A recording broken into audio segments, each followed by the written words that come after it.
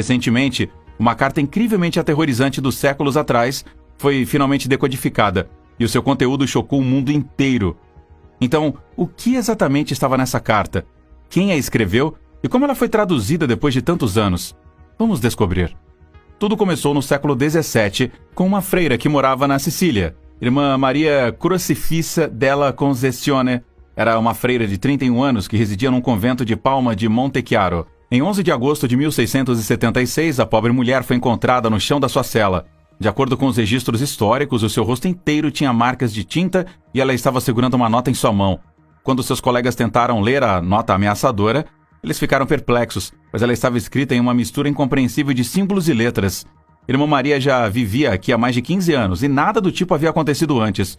Quando ela foi questionada sobre isso, Maria Crocifissa della Concezione alegou que o diabo estava tentando usá-la para servir ao mal e a fez escrever a mensagem criptografada em 1676. Ela disse que o diabo queria que ela se afastasse de Deus e se voltasse para o mal. A carta continha apenas 14 linhas de letras emaranhadas, arcaicas e, por séculos, ninguém foi capaz de decodificar estes estranhos símbolos e imagens. Especialistas linguísticos, historiadores e estudiosos religiosos, todos tentaram decifrar este código, mas não conseguiram entender o seu significado. Não foi até recentemente que os especialistas perceberam que, de acordo com o diretor do Ludum, Daniele Abeti, enquanto trabalha na decriptação histórica, você não pode ignorar o perfil psicológico do escritor. Daniel enfatizou o aprendizado de tudo sobre a freira. Os registros indicam que Irmã Maria Crocifissa della Concezione nasceu Isabella Tomasi e entrou no convento Benedictini quando tinha apenas 15 anos. Na verdade, ela era ancestral do renomado escritor italiano Giuseppe Tomasi. Daniele Abati explicou que a carta parecia estar escrita em algum tipo de taquigrafia. No início, eles especularam que a Irmã Maria criou um vocabulário totalmente novo, usando os alfabetos antigos que ela pode ter conhecido. Essa carta não foi a única que escreveu. Na verdade, havia várias letras escritas por ela nesta linguagem indecifrável. Apenas uma das letras sobreviveu, mas seu conteúdo permaneceu um mistério por 3 séculos inteiros. O Museu de Ciências Ludum da Sicília obteve uma cópia da carta em agosto de 2017 e a submeteu a uma análise mais moderna com a ajuda de um software de grau de inteligência e quebra de código, de acordo com relatórios. Eles já haviam descoberto que a carta da freira continha uma mistura de palavras de vários alfabetos antigos, incluindo grego, árabe, latim e rúnico. O grupo Ludum foi liderado por Daniele Abati e eles descobriram o software em um dos cantos mais escuros da web, onde algoritmos desenvolvidos por agências de inteligência foram divulgados para um público mais amplo. A equipe preparou o algoritmo com grego antigo, árabe, latim e também com o alfabeto rúnico. E depois disso, alimentou com o texto da suposta carta do diabo da Irmã Maria. Mas os primeiros pesquisadores testaram o software usando uma abreviação padrão de diferentes idiomas. A equipe analisou como as sílabas e grafismos se repetiam na letra a fim de identificar as vogais e eventualmente acabou com um algoritmo de decriptação refinado. A equipe não estava esperando que o milagre acontecesse. Eles estavam apenas esperando fazer sentido de algumas palavras. Mas ao que parece, a freira tinha um bom domínio sobre a linguagem, mas para sua surpresa, Abati percebeu que a tradução estava mais completa do que o esperado. Acontece que a carta na verdade tinha um aspecto diabólico. Era uma espécie de divagação na natureza, e não era exatamente compreensível mesmo após a decodificação. Ela se referia à Santíssima Trindade como peso morto e continuou dizendo que Deus pensa que pode libertar os mortais. O sistema não funciona para ninguém. Talvez agora o Styx esteja certo. Ela também escreveu que os humanos inventaram Deus. Concezione alegou que ela não tinha nenhuma lembrança de ter escrito aquela carta. Ela provavelmente estava sofrendo de algum tipo de doença mental naquela época e que era considerada equivalente a estar possuída. Ela também gritava e desmaiava no altar do convento de Palma di Montechiaro. Na mitologia grega e romana, Styx é um rio que separa o submundo do mundo dos vivos.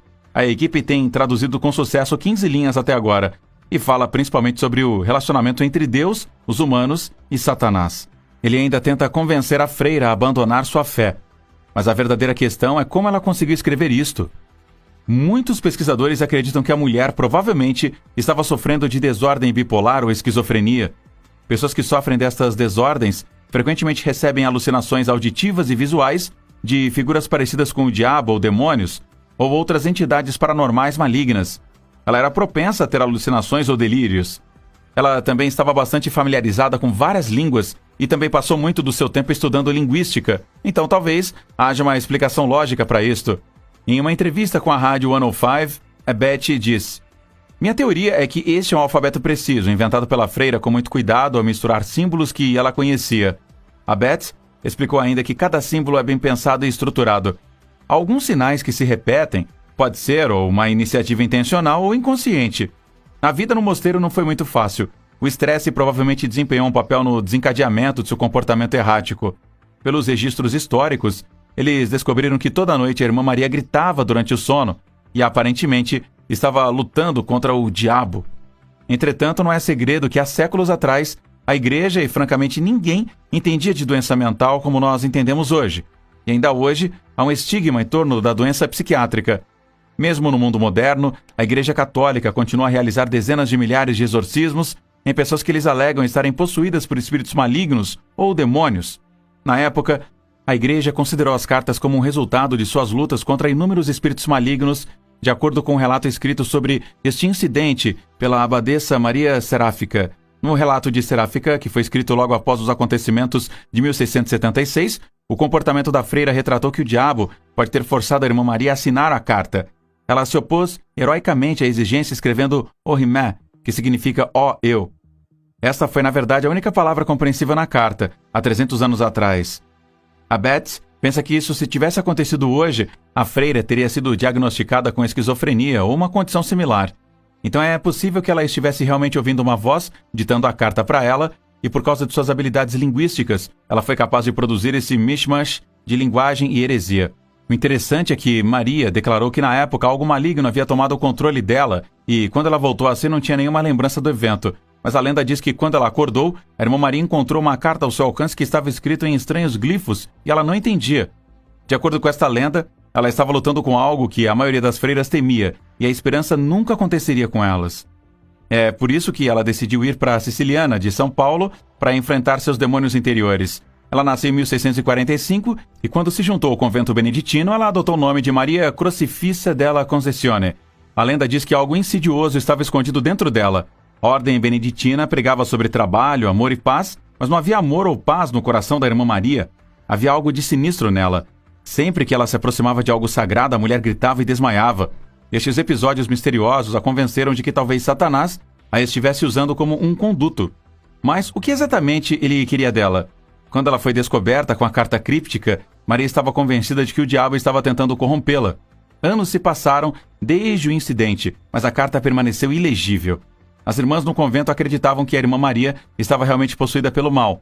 Então elas decidiram não deixar nada ao acaso. Elas decidiram exibir a carta publicamente como um aviso.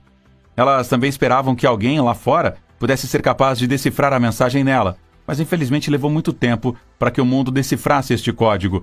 E mesmo isso não foi de grande ajuda, já que parte da mensagem que os especialistas conseguiram traduzir quase não faz sentido. Além de afirmar que Deus era um embuste e que a religião era uma mentira, também sugeriu que o fantasma sagrado não existia ou realmente não possuía o poder de livrar a humanidade do seu sofrimento. A carta da irmã Maria também se referia ao submundo. A equipe de especialistas, no entanto, não levou em conta a palavra de Maria, pois seu perfil psicológico também era bastante confuso e apontava para uma doença subjacente. A maioria dos estudiosos modernos também acha que o conteúdo desta carta assustadora é apenas um devaneio e é provavelmente por isso que a maior parte do texto permanece indecifrável ainda hoje. Danielle Abad acredita que irmã Maria não estava possuída e talvez ela até soubesse exatamente o que ela estava fazendo e dizendo nas cartas. A ordem, na época, definitivamente pensou que ela estava sendo controlada por uma força demoníaca e decidiu abençoá-la completamente a fim de repelir as influências malignas. Mas ainda hoje, é fácil convencer a igreja de que isso pode ter sido uma manifestação dos sintomas de sua doença e não um caso de possessão, provavelmente porque as suas reivindicações não foram um evento isolado. 3 séculos se passaram desde a suposta possessão da irmã Maria, mas o conceito de que o diabo domina uma pessoa ainda é considerado uma ameaça real na Igreja Católica Romana. Eles realmente treinam membros do clero para fazer exorcismos e muitos papas também os fizeram. De fato, de acordo com relatórios, o reverendo Gabriel Amorth, que também foi o principal exorcista do Vaticano, realizou mais de 160 mil exorcismos no decorrer de seu ministério. Talvez seja uma coisa boa, a carta da irmã Maria não foi decodificada na época. Quem sabe o quanto seu conteúdo pode ter enfurecido a igreja? As consequências de chamar Deus e Jesus de um produto da imaginação humana não teriam se resolvido bem com a ordem. Ninguém sabe se irmã Maria continuou a lutar contra seus demônios ou se ela ficou melhor. Seu destino é desconhecido, mas sua carta... Quai, seu app de vídeos curtos.